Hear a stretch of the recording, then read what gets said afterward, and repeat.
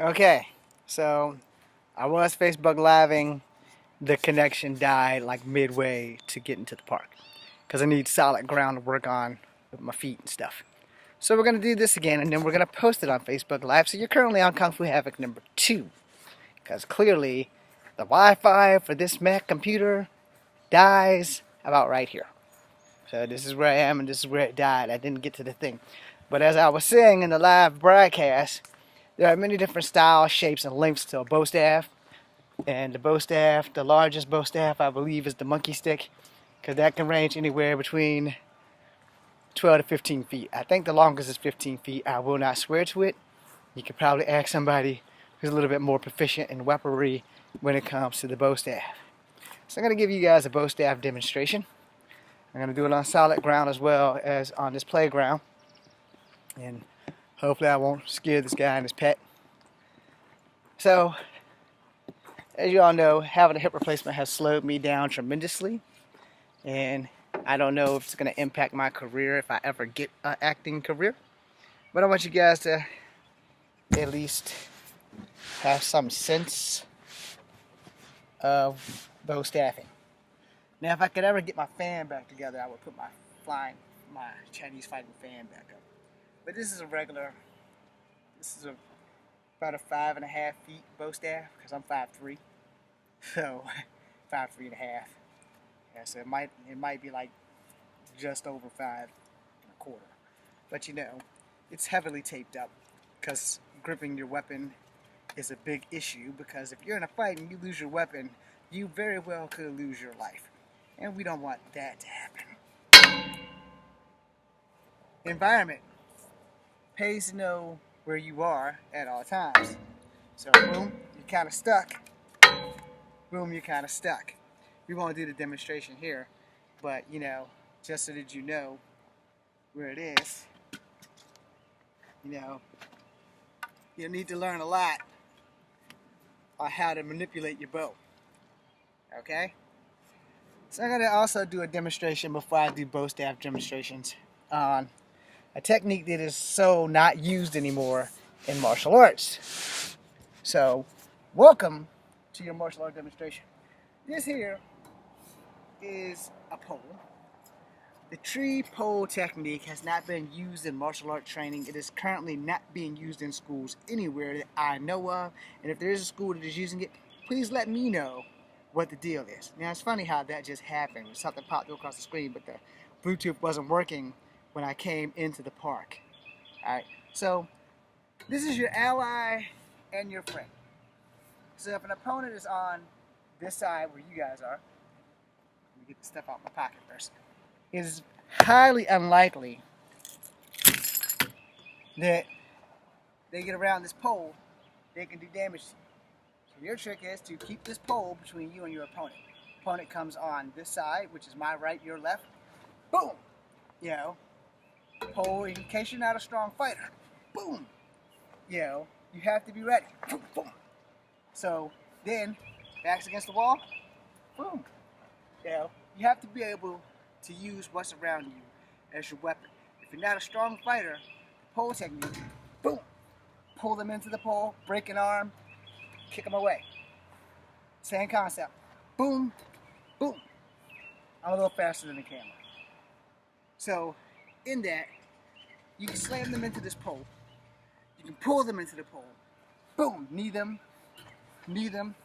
Anything you do on your left, you should be able to do on your right. And if you can't, your trainer needs to work with you a whole lot harder.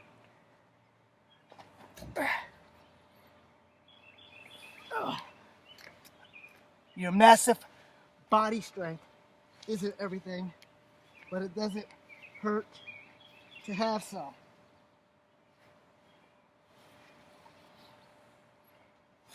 Not recommended to do that when you have a hip replacement. I'm going against the grain. So when you're fighting, boom, boom, boom, so dance around the pole. Boom. Use this pole, boom, boom, boom, as your ally against your enemy. Now it may seem like a lot. It's actually pretty simple. This pole is your friend. When you are not a strong fighter, or if you have been temporarily deconstructed by physical health reasons, like getting a hip replacement, it is best to know all your outfits and your options during a fight.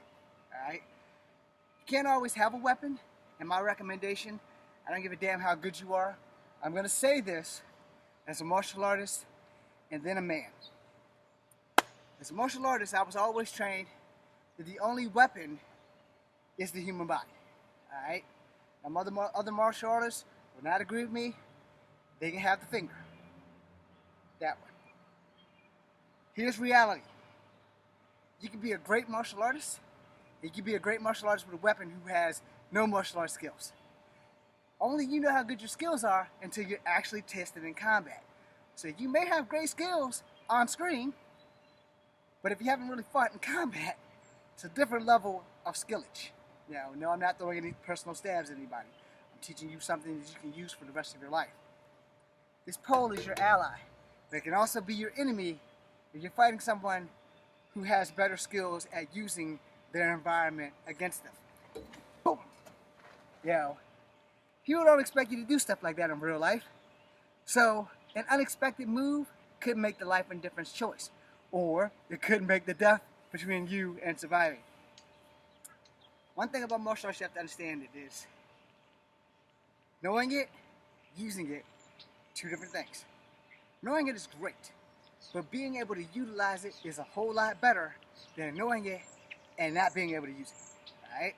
So if you're not a strong fighter, this technique is a lot better for you because you have a way of protecting yourself by keeping an object between you and your opponent. Eventually they're going to go off or they're going to lose their fight by losing up here. So as I was saying, as a martial artist and as a man, as a martial artist, the reason why I tell you never take a weapon into a fight is because you don't know what that person on the other side of the battlefield knows. You can take a weapon and that weapon can be taken from you and used against you at any time during the fight. But if you go there and you know you are the weapon, because the actual thing of martial arts, your body is the weapon. It is the ultimate weapon in any situation. If you are training in martial arts, if you're doing martial arts and your sensei is enforcing what I just said, you have a great sensei. If your sensei is not enforcing what I said, it's like, oh yeah, let me teach you how to do this bow staff thing. But see, here's what happens when a bow staff is taken from you by someone who's a better skilled martial artist than you. You're done. So here's reality. If you don't take a weapon to a fight, there's a little chance of it being taken from you. Now if your opponent brings a weapon to a fight, and you're a horrible ass fighter, this thing right here, a tree, any of that will be a great asset to protecting yourself from an attacker. Alright? Now, as a martial artist, I recommend that you highly get good training before you attempt to do any of the damn things I'm talking about. Because a lot of people will train you, but won't train you. That's hard to explain, I know, but I'm going to tell it like it is. A lot of people train you because they're all about the cash and what they can get, and they don't train you in what you need to know. They train you in what they want you to know, and that's pretty much the secret of a lot of martial arts schools. You know, and some people, if you are accelerated at learning, like if you learn things like that, then you're a really good student. Also, you probably will be one dangerous person once you get this and this to match. So, as I go into more things about this, depending on your style of martial art, if you decide to go into ninja, the tree technique will also help for like hiding. I'm sure you can see me on this, but if I angle it like the camera over to this one here, that one there in front of the lens, see the thickness? See my ass? But if you're just standing up there and I'm sneaking into your visual by going through these thick poles. Now the thing with that is, hopefully I got this thing lined up. The thing with that is, ninjutsu works on upper and lower and side to side visuals. So however far you can see my thumb, see it wiggling? Now if I do this, this whole arm length ties my thumb and my middle finger. How far I can go back here decides what I can see. Ninja would be down here, unless it's attacking from above. Same concept over here. See right here? By looking at the computer, I can see the reflection of that tree and everything behind me. But when I'm just facing this and I'm a normal person, I'm not going to think about shit like that. But also, the ninja would be over here. The ninjas work on line sight preparation. Some of them come low, some of them come high, some of them come direct. And depending on how good that trainer is, you will get that. Alright? So now I'm going to move this computer and stuff over there to the court so we can do a small bow staff demonstration, and then I can put this stuff up on the internet. I'm James Williams Jr. Hang tight for a second.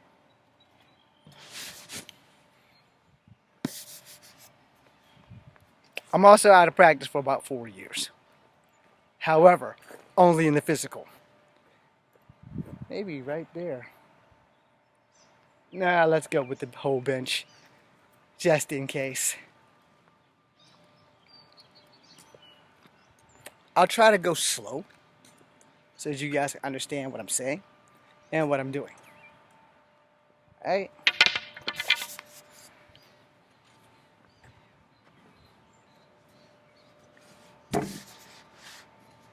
I thought that thing was alive for a minute.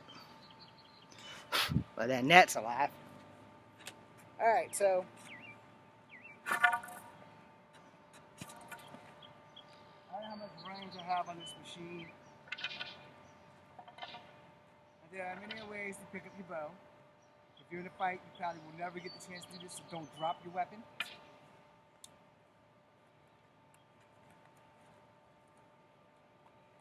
Yes, weapons can fly out of your hand at any time.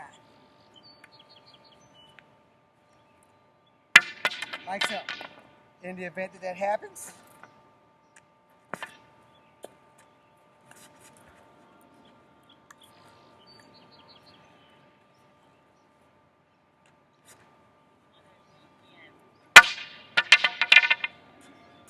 got distracted. No excuse. I actually did this shit on purpose.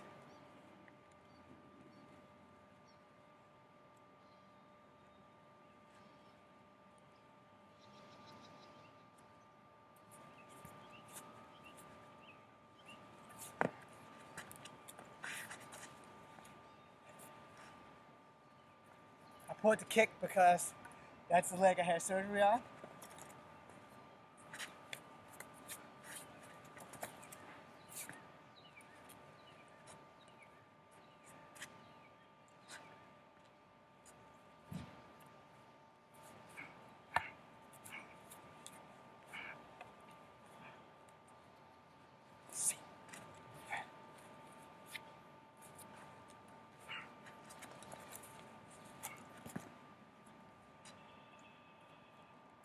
Also, remember doing martial art.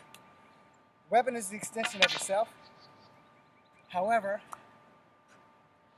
if you suck at weapons like I just did, it is better for you to be the weapon than to bring one with you.